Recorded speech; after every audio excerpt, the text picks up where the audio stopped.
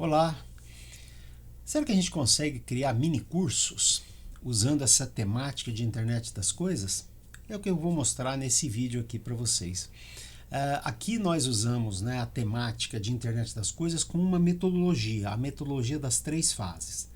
Isso está lá nessa comunidade IoTM3F.cc. E dentro desta comunidade nós estaremos criando mini cursos neste momento, depois cursos que podem ser offline e depois cursos online.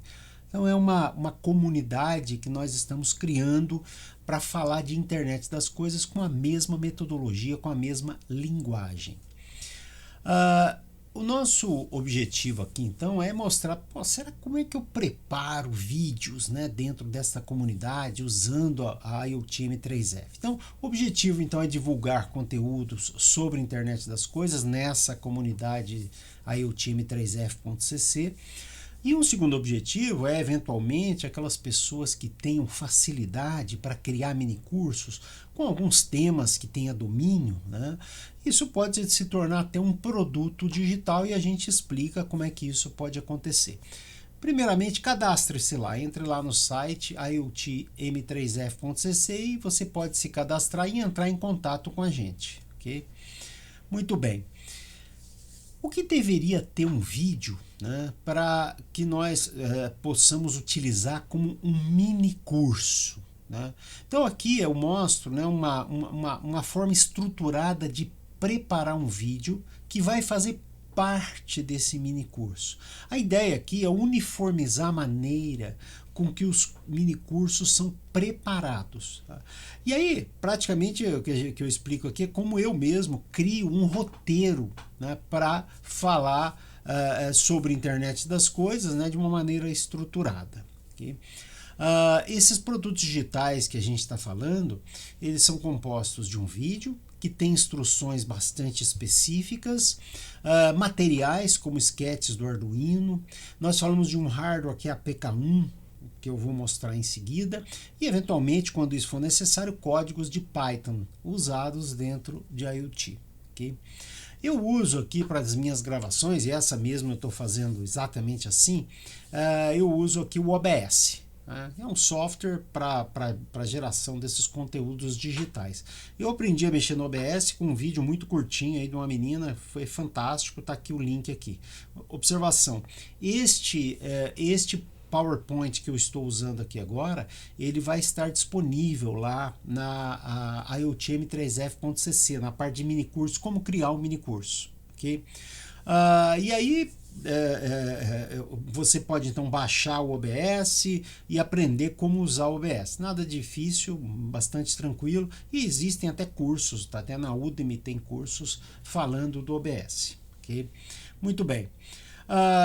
Você pode, se não for usar a sua webcam, já com o OBS, for necessário usar o celular, usando um suportezinho e tal, você usaria o OBS da mesma maneira, só que a fonte do vídeo não seria mais a sua webcam, mas os vídeos que você venha a gerar no seu celular, um vídeo, 2 vídeos, enfim, e vai abrir como streaming dentro do próprio OBS, e eu sugiro que faça a narração das imagens que vão aparecendo usando o microfone que você tem lá no seu notebook ou microfone qualquer aí para você capturar o áudio. Então você faz a parte de áudio já no OBS e o vídeo é o vídeo que você fez com o seu celular. Okay? Uma coisa muito importante que nós temos na criação desses mini cursos é a utilização de um conceito que a gente chama de oficinas. Então, lógico, qualquer vídeo vai ter um título, vai ter um nome, a gente vai explicar isso, mas a oficina ela é separada em 7 partes. Isso é tudo muito bem pensado, há muito tempo a gente está pensando nisso, como estruturar um conteúdo numa oficina, um conteúdo específico. Isso é até fruto de um doutorado aqui na Unicamp, na engenharia elétrica, aqui, que a gente já vem trabalhando há bastante tempo. Tá? O importante aqui é você entender que precisa ter uma estrutura para ir envolvendo a pessoa que está vendo o vídeo. Okay? A primeira parte é o próprio título, que deve ser um título curto. A gente sugere que tenha a sigla IoT, né? Estou sugerindo aqui um curso, é um curso hipotético, né, que eu vou dar alguns exemplos.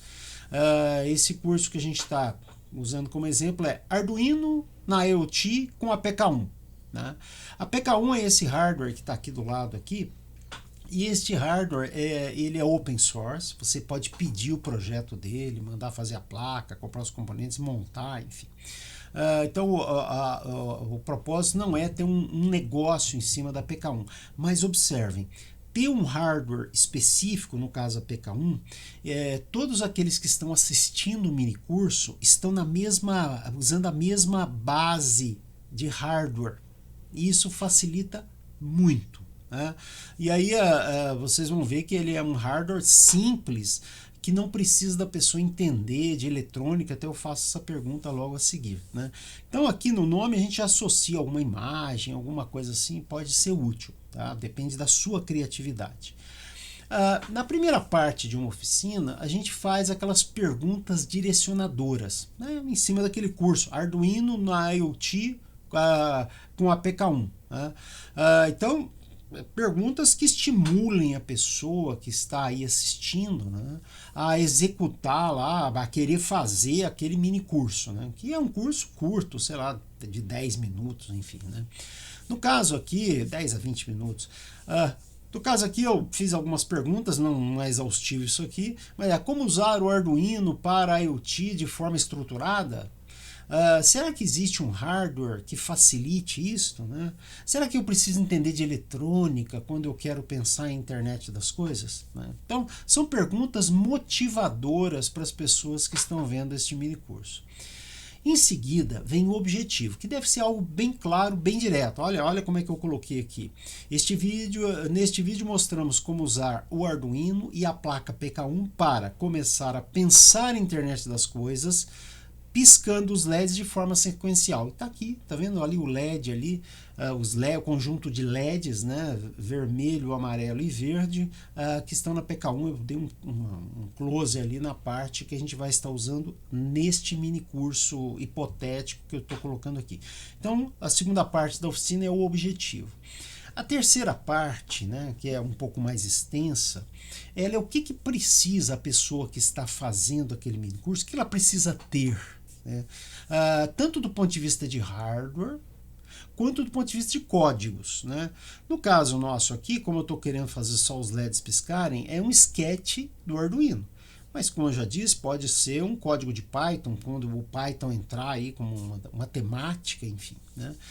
Então, aqui tem algumas instruções, não vou nem passar por todas, mas a gente está dizendo direitinho o que precisa. Então, eu preciso do Arduino instalado, né? O IDE do Arduino instalado, eu preciso da PK1 ligada na USB, ou um Arduino Uno.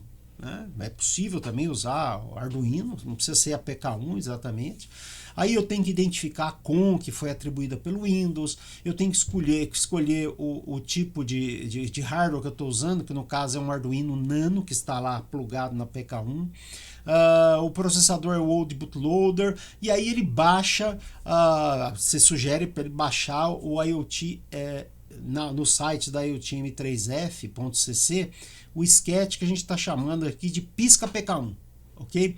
E aí vejam uma próxima instrução, que você diz para ele assim, olha, agora dá uma pausa nesse vídeo, dá uma pausa, e vai lá no site da IoTM3F.cc e baixa o sketch. O sketch pisca _pk1.ino. Então observem que existe toda uma dinâmica que você vai empregando para que a pessoa vá se envolvendo com o que ela está fazendo. Okay? Então isso a pessoa vai lá, vai lá, faz isso, usa aquilo e tal, e depois volta. Né? No caso, volta na parte 4, que é o que saber. Nós, nessa parte, é como se fosse a teoria, né? Nós apresentamos conceitos necessários para que a pessoa entenda o que vai ser feito. Né? No caso aqui específico daquele exemplo hipotético, a gente falaria de instruções do Arduino, alguma coisa do tipo, né? Como identificar as portas, os pinos e assim por diante. Né? Uma coisa importante é que os sketches que estarão disponíveis, eles necessariamente devem estar estruturados em 4 partes, para ser didático, tá?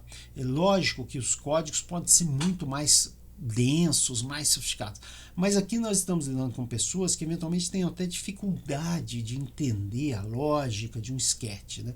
Então a gente divide certinho lá em 4 partes, os sketches do Arduino.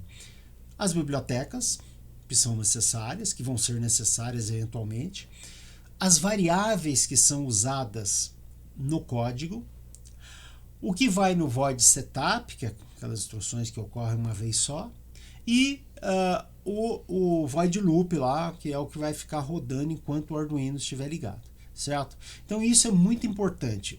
Todos os sketches estão estruturados, ok? E vão estar sempre disponíveis para as pessoas que estiverem fazendo o mini curso lá na eutime3f.cc. Okay?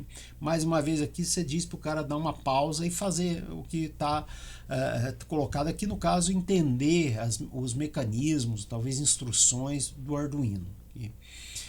A quinta parte é o que fazer e obter. Okay?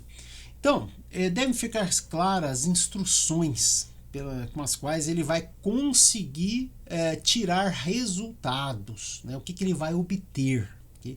E aqui o conselho que a gente dá é ser o mais detalhado possível, né? Então carrega o Arduino Nano na PK1, o firmware, o sketch, ao carregar os LEDs, né, quando ele carrega, começam a piscar sequencialmente. Então a gente dá aí as instruções bem detalhadas, né, do que ele tem que fazer e o que ele vai obter, ok? Então ele faz e obtém, né?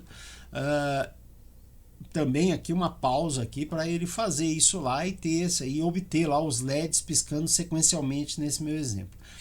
A sexta parte da oficina é interpretar os resultados. Então nessa parte, a pessoa que está fazendo lá o mini curso é convidada a analisar o código e interpretar aqueles resultados. Que, puxa, realmente os LEDs estão acendendo sequencialmente, né? Então agora precisa a própria pessoa estar envolvida naquilo e vendo aquilo acontecer. Agora, do ponto de vista de já está tudo funcionando, o hardware está funcionando, os LEDs já estão piscando, ele começar a entender aquilo. Então agora, e que é o exemplo que eu dou, agora que os LEDs devem estar piscando, né? Avalie como isso está acontecendo analisando o sketch do Arduino. Agora já é uma análise mais apurada mesmo, né? Ele vai entender como é que está estruturado aquele código que está lá no Arduino e fez os LEDs piscarem, né? E aí você pede para ele entender cada uma daquelas partes, a biblioteca, as variáveis, o que significa as variáveis, o que significa o setup e o que significa o loop. E aí você sugere uma pausa para que ele faça essa reflexão em cima da interpretação dos resultados obtidos. E aí na última parte, na sétima parte de uma oficina, você vai incentivar as pessoas a interagirem com aquele código, ou seja, vão fazer alterações naquele código. Então aqui eu estou sugerindo duas aqui, né? Mudar os tempos. Onde é que eu mudo os tempos para fazer os LEDs acenderem e apagarem com outras temporizações, né? Uma outra proposta interessante, né, é você ir diminuindo o intervalo de piscada dos LEDs até que ele pareça que está aceso, né? Então você sabe que ele está piscando, porque o código está mandando ele acender e apagar, acender e apagar. Só que ele faz tão rápido que a nossa acuidade visual não consegue acompanhar. A gente imagina que o LED esteja aceso, os LEDs estejam acesos, né? E aí você sugere para ele anotar qual é esse tempo, refletir sobre isso. Então, aí tá vendo? O propor já é algo assim que você solta aí, pede para a pessoa soltar a sua imaginação em cima daquele experimento que foi apresentado. Esse foi o objetivo desse vídeo aqui, né, que está se transformando também num mini curso de como fazer mini cursos dentro dessa comunidade, eutime3f.cc. Usando uma mesma linguagem, a metodologia das 3 fases, né? Desenvolvida aqui na Unicamp, tá? No doutorado. E cadastre-se lá e vamos conversar, né? Estarei sempre à disposição aqui para tirar alguma dúvida e até sugerir alguma coisa e me aproximar dessas pessoas que podem ser estes geradores de conteúdo. E quem sabe você não consegue começar a produzir produtos digitais? É uma possibilidade. Né? Então, essa comunidade tem esse intuito, né, de convidar pessoas que tenham conhecimentos, né, que possam gerar esses produtos digitais. Logicamente, aqui no nosso caso, com a temática Internet das Coisas, usando Arduino, usando a PK1, usando Python, usando protocolo de comunicação Arduino e assim por diante. Muito agradecido aí.